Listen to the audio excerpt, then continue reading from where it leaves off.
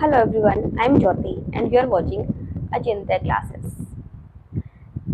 Guys CDP series हम start करने जा रहे हैं और इस सीरीज की फर्स्ट क्लास आज हमारी रहने वाली है और हमारा टॉपिक आज है ग्रोथ एंड डेवलपमेंट, वृद्धि और विकास। ठीक है, अब देखिए जैसे कि हम सबको ही पता है कि गर्भाधान के समय से ही हम सबकी जीवन लीला शुरू हो जाती है। ठीक है, अब देखिए सोचने वाली बात, एक विचित्र सी बात है कि हम छोटे से अंडे से लेकर धीरे धीरे बढ़ते जाते हैं और बढ़ते बढ़ते आज हम जिस अवस्था में हैं, प्रेजेंट में जिस अवस्था में हैं वहां तक पहुंच गए हैं, धीरे धीरे बढ़ते बढ़ते। ठीक है, और हम जैसे धीरे धीरे बढ़ रहे हैं, हम जिस स्टेज पर आज हैं तो उसके विकास में, उसके वृद्धि और विकास, ठीक है, वृद्धि और विकास हुआ होगा तभी हम बढ़े हैं। तो वृद्धि विकास में हमारी बढ़ने की जो प्रोसेस है उसमें किसने हेल्प की होगी, हमारी किसने हेल्प की होगी? हेरिडिटी, ठीक है, एंड एनवायरनमेंट, इन दोनों का बहुत ही बड़ा योगदान रहता है हमारे बढ़ने पर। ठीक है, अब देखिए हर एक बच्चा वृद्धि विकास की अवस्था से होकर गुजरेगा। ठीक है, हर एक बच्चा वृद्धि विकास की अवस्था से होकर गुजरेगा और एज ए टीचर हम सबको पता होना चाहिए कि वृद्धि क्या होता है, विकास क्या होता है और उनमें क्या डिफरेंस होता है, उसके जितने भी पहलू हैं हमें उन सब के बारे में सब कुछ पता होना चाहिए, क्योंकि हर एक बच्चा देखो इन स्टेजेस से होकर गुजरेगा। और अगर हम टीचर हैं, आप टीचर बनने जा रहे हो, ठीक है, अगर आप टीचर बनने जा रहे हो तो आपको इन सब की नॉलेज होनी चाहिए, वृद्धि विकास की नॉलेज होनी चाहिए, क्योंकि अगर आपको इस सब की नॉलेज होगी तो आप बच्चे को समझने में भी आपको मदद मिलेगी। ठीक है, क्योंकि बच्चा उन्हीं स्टेज से गुजर रहा होता है, तो बच्चे को समझने में आपको मदद मिलेगी और इससे क्या होगा कि हम बच्चे का सर्वांगीण विकास करवा सकते हैं। ठीक है, सर्वांगीण विकास यानी कि ऑलराउंड डेवलपमेंट हम करवा सकते हैं, ऑलराउंड डेवलपमेंट करवाने में हम उनकी हेल्प कर सकते हैं।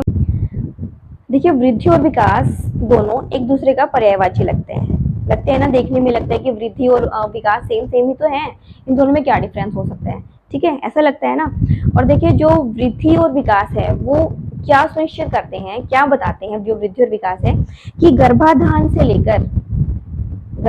से लेकर किसी विशेष समय तक किसी प्राणी में कितना चेंजेस आया है, कितना परिवर्तन आया है, वो वृद्धि और विकास हमारा सुनिश्चित करते हैं, वो बताते हैं, प्रकट करते हैं। ठीक है, अब जो ये हमारे जो चेंजेस की प्रक्रिया हमारी चली है ना, जो चेंजेस की जो परिवर्तन की प्रक्रिया हमारी चली है, उसमें किसका सबसे बड़ा हाथ हो सकता है? हमारी शिक्षा का और हमारे वातावरण का।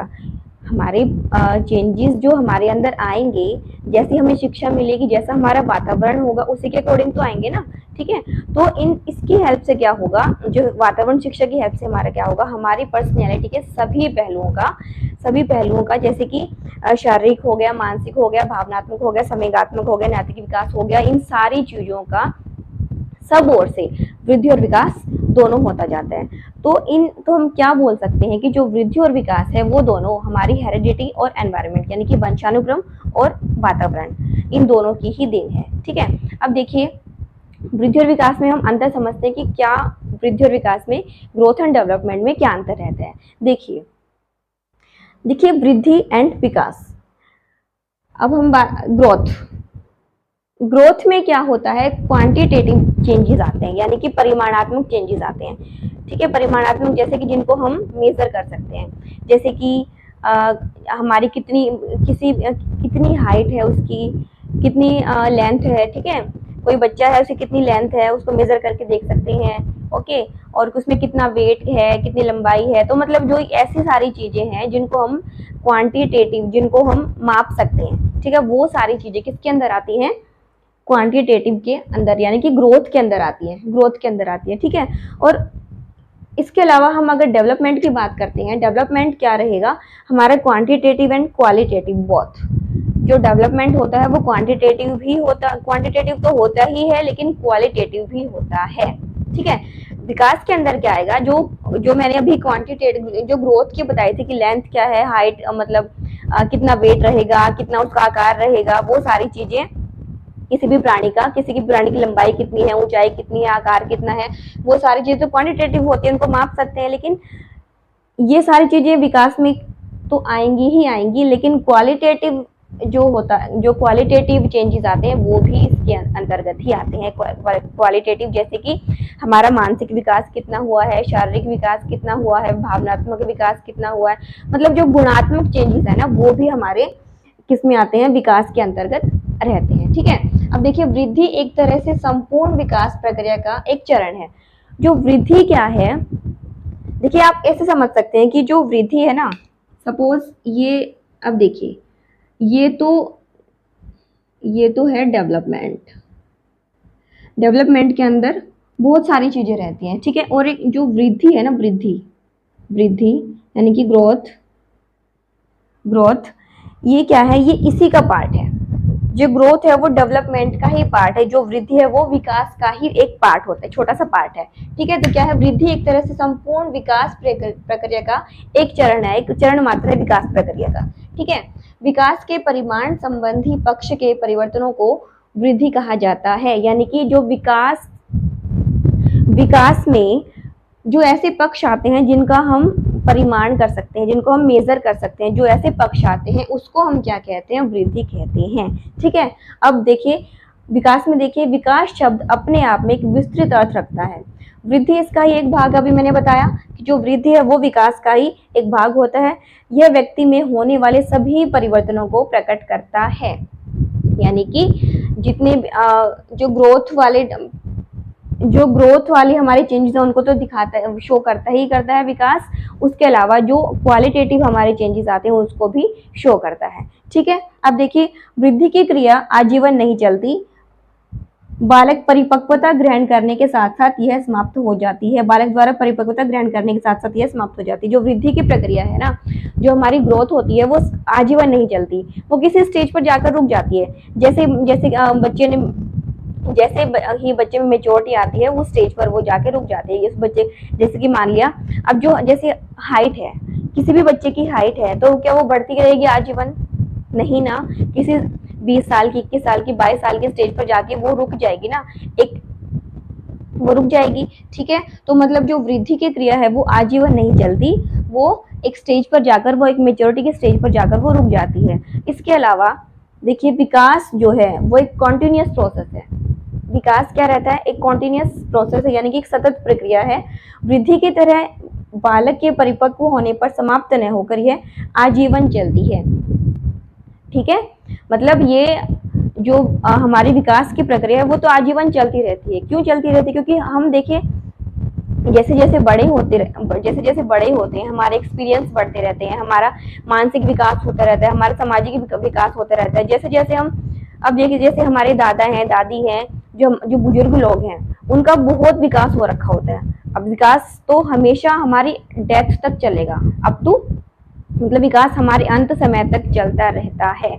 ये कब रुकता है? सिर्फ जब हमारी मृत्यु हो जाए, सिर्फ तभी रुकता है, वरना विकास हमारा चलता ही रहता है। हमें कोई ना कोई एक्सपीरियंस हमारा होता ही रहता है हमारे। ठीक है, तो मानसिक विकास हो गया, भावनात्मक विकास, ये सारी चीजें हमारी क्या है, बढ़ती ही रहती है।